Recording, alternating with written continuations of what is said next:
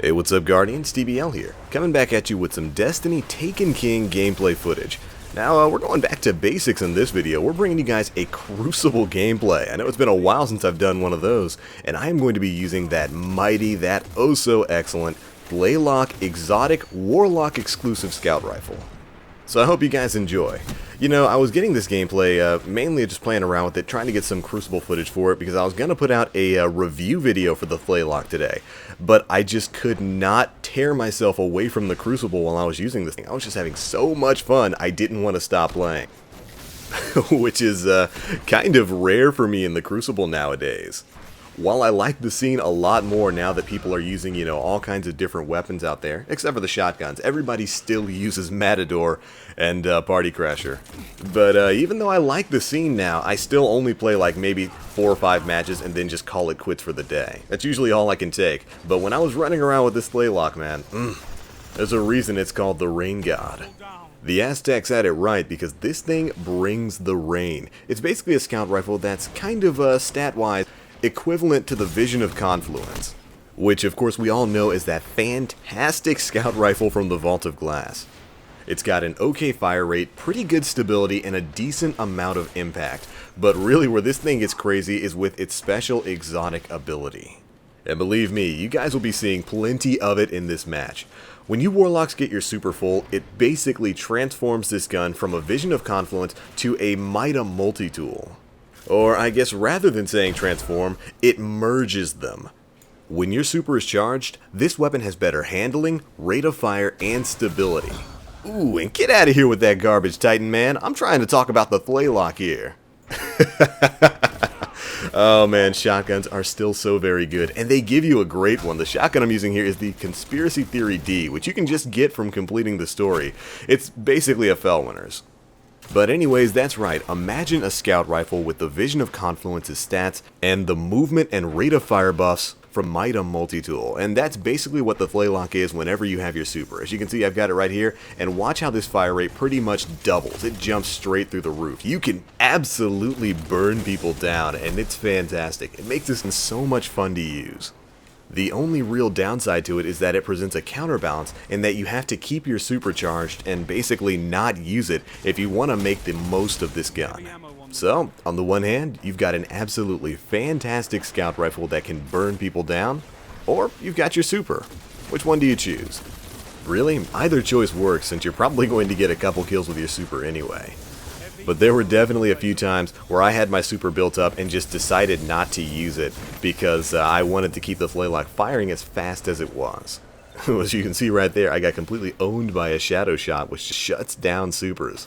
In that situation, I probably should have just stuck with the maxed out Tlaloc, but I wanted to prevent the enemy from getting heavy, so can you blame me?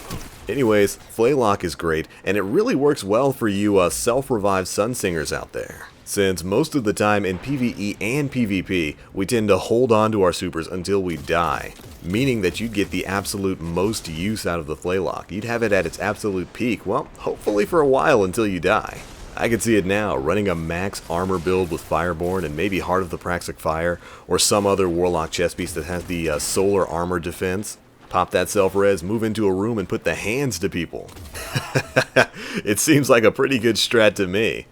But alright, let's move on a little bit here. We had ourselves a pretty fun weekend. Had a couple of live streams that were really good, actually. Had a couple live streams over on Twitch. A lot of you guys made it in for that, and I thank you for stopping by. It was a ton of fun. Definitely going to be working on having more of those. I need to have another Crucible live stream. Been a while since we've done one of those, and it's because, I don't know what it is, but generally whenever I try to stream Crucible, I just get into the craziest, scummiest, laggiest, weirdest rooms possible.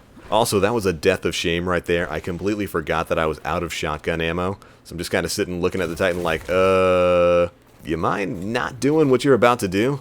Sadly, he refused to comply. But anyways, yeah, I might need to have some another Crucible live stream sometime soon. We do have Iron Banner coming up in about a week or so, I do believe. Trials is coming up pretty soon, too. Can't wait to try those out. Of course, as you big Destiny guys know, Trials of Osiris and Iron Banner both have level advantages and weapon and armor advantages enabled. What this basically means is year 1 gear will not be viable. So all you guys who are running around still clutching that Party Crasher, clutching that Matador 64, don't worry, I still got mine too and I still love it. But you won't be able to bring that into the Iron Banner and make any kind of headway. Which, I mean, ultimately is probably a good thing. Ooh, look as I burn this man down, mix in that Tlaloc with that Thunderstrike melee. Dude didn't stand a chance. But anyway, yeah, I think the move to year 2 guns and armor only in Iron Banner is probably a good thing. It'll be really fun to see how the game's meta changes and adapts to all the new weapons, armor, and abilities. It should be fun, and I know I can't wait for it. What about you guys? Are you super hyped for the new meta in Trials of Osiris and the Iron Banner? Are you looking to get some of that new in-game PvP gear? Oh man, I tell you, I changed the banner over on my Twitter page to the Iron Banana banner that Bungie has up on its website. It is glorious. Check that out. You can find me on Twitter at @TheBlackLink. It's just a banner that shows off some of the new Iron Banner gear, and I love how they're going for like the full-scale medieval knight sort of aesthetic. It looks so good. The Titan armor looks crazy. The Hunter armor's got like that weird wolf head thing, and then the Warlock just looks like a medieval wizard.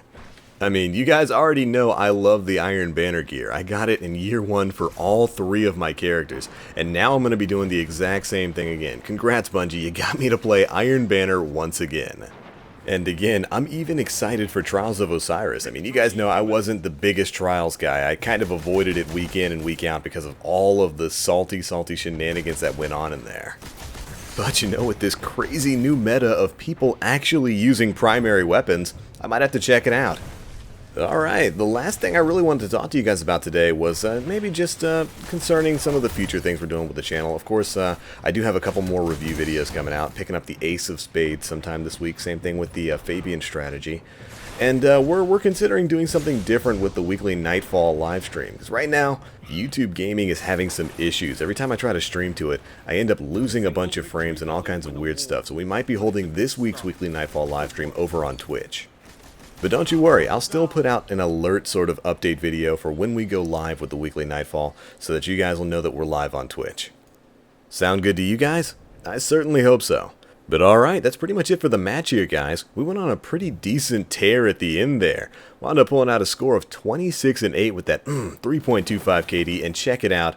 Hey, top of the room, blues for me, but the dude in last place gets himself a legendary class item, which, remember, class items aren't worthless now. That sums up perfectly the way I feel about Crucible sometimes. But alright, that's it for this one, guys.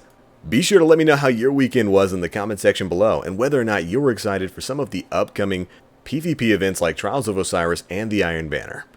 Alright, thanks so much for watching, and as always, I am the Black Link. You Guardians, stay frosty.